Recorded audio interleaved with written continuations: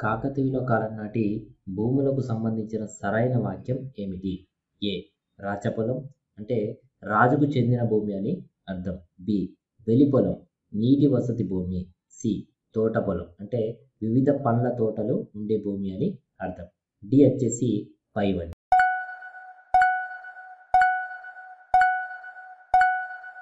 ఇందులో జవాబు వచ్చేసి చూడండి డి పైవని. రాచపొలం అంటే రాజుకు చెందిన భూమి అని అర్థం.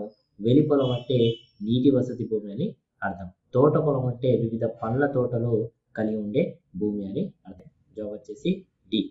కాకతీయుల కాలం నాటి ఆర్థిక పరిస్థితులకు సంబంధించి సరి అయిన వాక్యం ఏమిటి? ఏ. వీరి ప్రధాన ఆదాయ మార్గం భూమి శిస్తు. బి. కౌలు రైతులు సాగు చేసిన భూమిని అర్ధశీలి అని అంటారు. సి. వీరు అటవీ భూములను సాగులోనికి తెచ్చారు.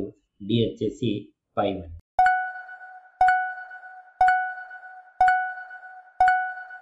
ఓకే, జవాబు వచ్చేసి డి పైవని. అటవీ ఉత్పత్తులపై పుల్లరి గొర్రెల మందపై అడ్డపట్టు విధించిన రాజవంశం ఏమిటి? ఏ. యాదవులు. బి. కాకతీయులు. సి. పాండ్యులు. డి వచ్చేసి విజయనగర రాజులు.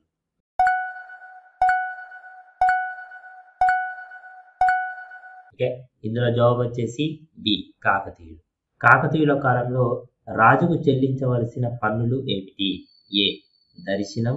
బి. అపనం. సి. ఉపకృతి. డి పైవని.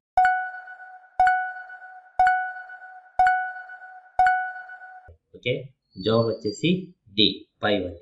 కాకతీయుల కాలం నాటి మతానికి సంబంధించి సరి అయిన వాక్యం ఏమిటి? ఏ. వీరి కాలంలో శైవ మతం బాగా అభివృద్ధి చెందింది. బి. వైష్ణవం బాగా అభివృద్ధి చెందాయి. సి. వీరి శైవ అనుచరులైన ఒకడు మల్లికార్జునుడు శివతత్వసారాన్ని రాయడం జరిగింది. డి పైవని.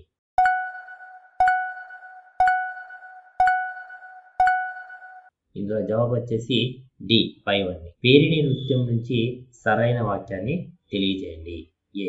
ఇది కాకతీయుల కాలంలో ప్రసిద్ధి చెందిన నృత్యం. బి. ఇది యుద్ధ సమయంలో ప్రదర్శించబడుతుంది. సి. పద్మశ్రీ నటరాజ రామకృష్ణ పేరిణి నృత్యంలో ప్రసిద్ధి గాంచాడు. డి పైవని.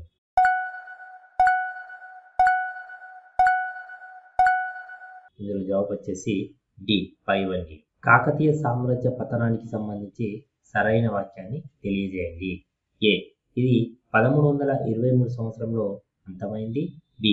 ఇది ఢిల్లీ సుల్తానుల వల్ల అంతమైంది. సి.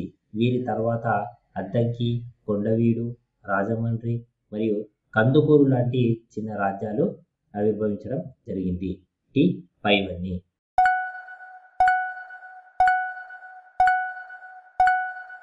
జవాబు వచ్చేసి డి పైవన్యు. ముసునూరి కాపయ నాయకుడు ఏ సంవత్సరంలో తుగ్లక్ పాలనను ఓరుగల్లు నుంచి తరిమికొట్టిన సంవత్సరం ఏమిటి? ఏ. 1326. బి. 1336. సి. 1338. డి వచ్చేసి 1340.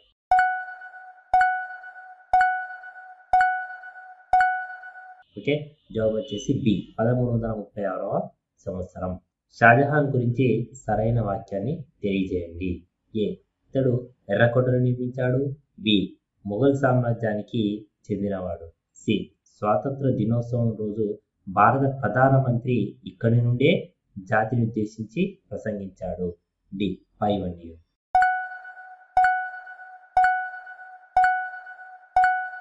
ఓకే, ఇందులో జవాబు వచ్చేసి డి పైవన్యు. భారతదేశంలో మొఘల్ సామ్రాజ్యం ఎప్పటి నుండి ఎప్పటి వరకు కొనసాగడం జరిగింది? ఏ. క్రీస్తు శకం 1506 నుండి 1857 సంవత్సరం. బి. 1526 నుండి 1857. సి వచ్చేసి 1526 నుండి 1867 మరియు డి వచ్చేసి క్రీస్తు శకం 1526 నుండి 1800 సంవత్సరం.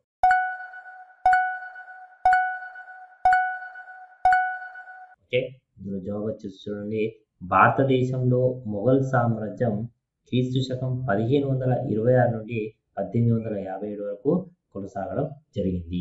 జవాబు వచ్చేసి బి.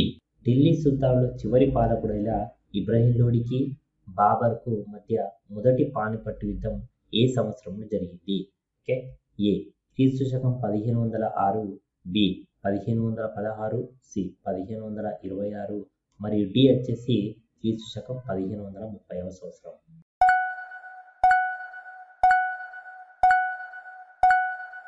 ఢిల్లీ సుల్తానుల చివరి పాలకుడైన ఇబ్రహీం లోడికి బాబర్కు మధ్య మొదటి పానిపట్టు యుద్ధం క్రీస్తు శకం 1526వ సంవత్సరంలో జరిగింది. జవాబు సి. మొఘల్ సామ్రాజ్య విస్తరణకు సంబంధించి సరైన వాక్యం ఏమిటి? 1. తూర్పున బెంగాల్ నుండి పశ్చిమాన ఆఫ్ఘనిస్తాన్ వరకు. 2. ఉత్తరాన హిమాలయాల నుండి దక్షిణాన గోల్కొండ వరకు. ఏ 1 మాత్రమే, డి 2 మాత్రమే, సి 1 మరియు డి వచ్చేసి ఏది కాదు.